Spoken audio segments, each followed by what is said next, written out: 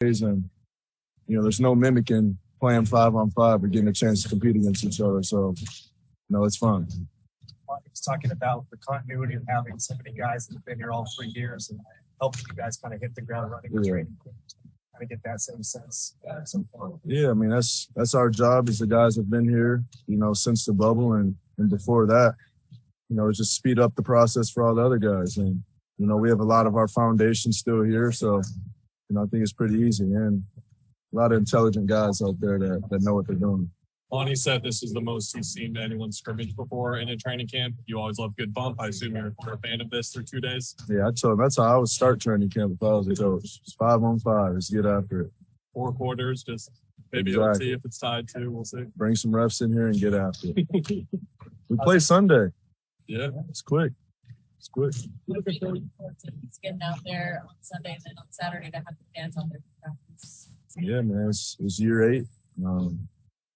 It's an exciting time. I feel like preseason and training camp is shortened so much now to where, you have to come in ready. And I think a lot of our guys know that. And, through our short time of getting up and down, everybody looks in shape. Everybody looks ready to go. Yeah, Coach, that conditioning right now. So you guys feel good so far? I feel good. Like I said, there's no way to, practice 5-on-5 and grabbing each other and holding each other other than going out there and doing it. We have a competitive group all the way through, and that's what we've been doing, just pushing each other. And, I think that's how you get your win back. So from your gold medal ceremony last year to the first preseason game last year, it was only 57 days for you. Yeah. I think it's over 130 now. Do you feel more refreshed, to say the least, right now compared to last year entering camp? I do. Had a chance to get away a little bit and miss it. I think that's always good.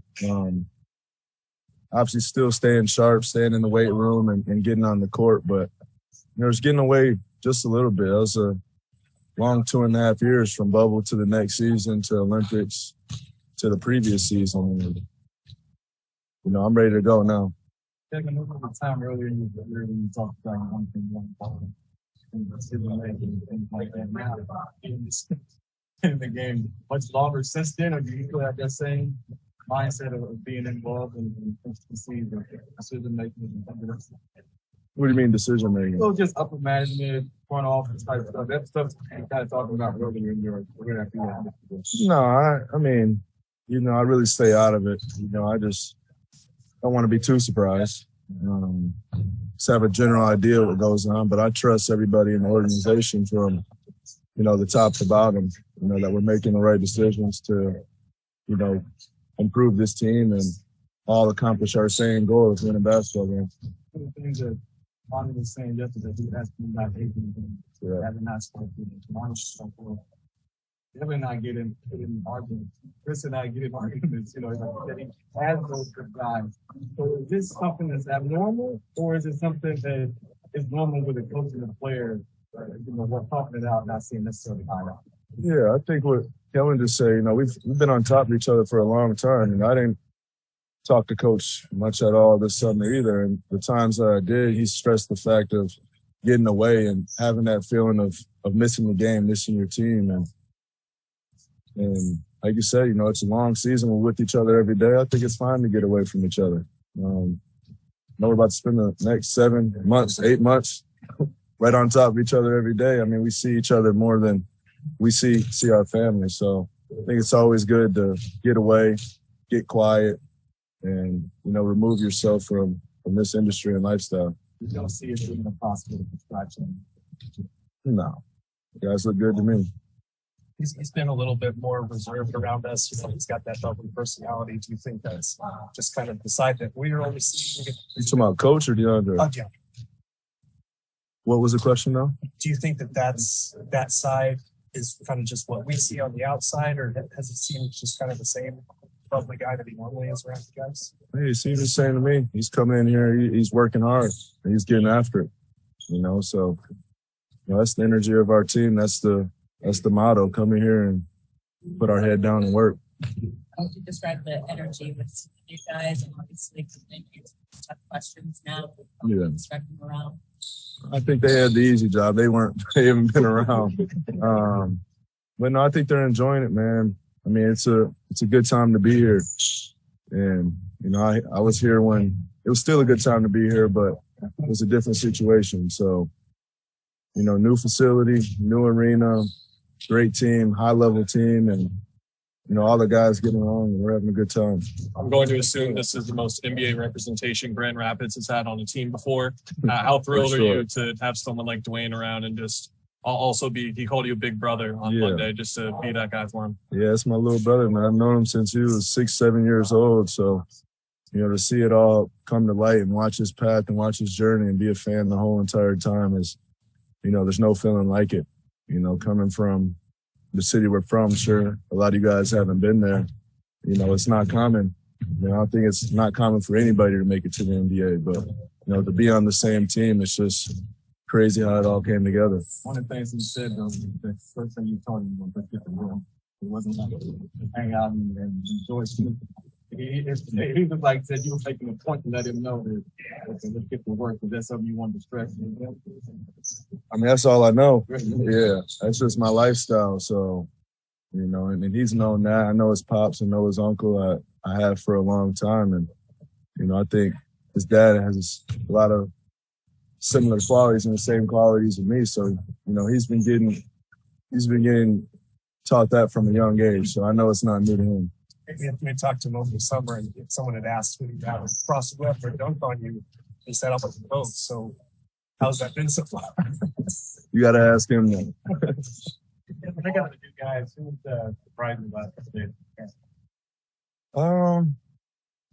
No, I mean, I don't want to say nobody in a bad way, but you know, I know these guys and I have a lot of respect for them, and I watch a lot of basketball. A lot of them were similar in age, so. You know, we've all came up through this. I've enjoyed playing with Jock. You know, he's making the right plays out there. He's one of the few players on the team that I haven't seen the most of, and you know, it's been very impressive. What about Josh? Do you think that try Vegemite now the Jock on the team? Try what? Try Vegemite. What's that? It's like a delicacy spread in Australia. Polarizing flavor. Polarizing flavor? I'll ask Jock. I'll see how he feels about it. Mostly criticized? Okay. Mikhail will probably give the best reaction. Okay. I'll watch Mikhail first. What about Josh and Damian? Josh Kerrs and Damian. What are those two guys in terms of defensive toughness? I mean, yeah, you're saying it right now. I mean, I know D. Lee coming from, you know, an organization that, you know, I think has some similar values as us, is playing together, playing hard, and everybody out there doing what it takes to win. And I talked to D'Angelo just yesterday about Josh. He said you're going to enjoy playing with him. He's going to guard. He's going to make your job easier. And, you know, that's what we need out there. Devin, you talked about getting the respect from your peers. That was the most important thing to you. But now it goes to the point where respect across the board. As far as a player, he has you in their top 10. What does that mean to you? Listen, it's not just players, but it's everybody. You and yourself know. Man, I can't just say those lists don't matter to me when I feel like they got me rated too high. So still stands the same way as me. Those rankings don't mean anything. Last time it meant something was high school for me. That's when I used to check up on rankings. Okay. It's high school. So you think that's too high? 10? Too high as in when they used to put me in the 30s and the 40s and the 50s. Yeah. Monty said yesterday, with the rest of the Mavs Game 7 thing, it's behind you guys. You're moving forward. You guys feel like you flushed that? You're moving forward. Yeah, I flushed it a long time ago. You know, that's what comes with it. You know, you fall short of your goal, and, you know, we're blessed and fortunate enough to have another chance to get after it. You know, I don't take these opportunities every single year, every single chance that I get to lace them up. I don't take them for granted. So, you know, I'm ready to go. What are some of the fans on the heels of that question that still wondered what happened in that week? How would you try to give them closure in the best possible way you could? Closure. You just gotta wait for game 1, game 2, game 3. It's a new season. You know, I think we did some pretty incredible things last year. neither team won the championship, and that's what we're set to do out there.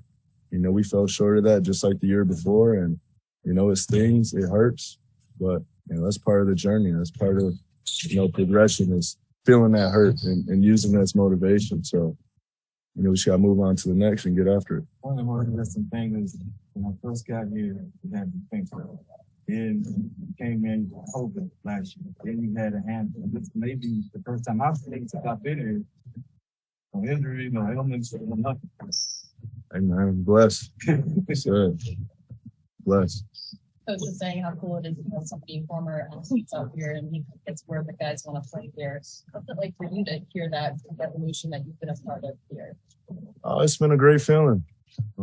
Like you said, especially from what it's came to. I know this is a destination, you know, outside of basketball that people want to be here. You know, to actually be on a well-respected team here in this city, you know, with fans that care about the team and, you know, a staff top to bottom that cares about the team and a bunch of competitive players. I don't think there's any better situation. Devin, I got a whole station of women you're dating like this. Oh man! Oh wow, there it is. No comment. No comment. There it is. I got to produce. Well, last thing I had, was it more surreal seeing your cardboard cutout at Prize selling for $5, or was it more surreal going to that 2K and just seeing your face next to 2K everywhere? Probably the 2K. Yeah. Like I said at the press, you know, it's one of, I feel like my greatest accomplishments off the court, you know, outside of charitable stuff. And, you know, I still go home. I have it as my background on my computer now, and I see it every day. So it's a beautiful thing. Did you pay calendar to skip over that date? Yeah, I did. Yeah, you have a Hulu account? A Hulu account? Yeah. I have a bunch of friends' accounts that I use for everything. Yeah. One of those guys. Yep. Change the password. You get the text, hey, I don't know. Changed the password recently. That's me. All right, Jay. I appreciate it. Thanks, Mo.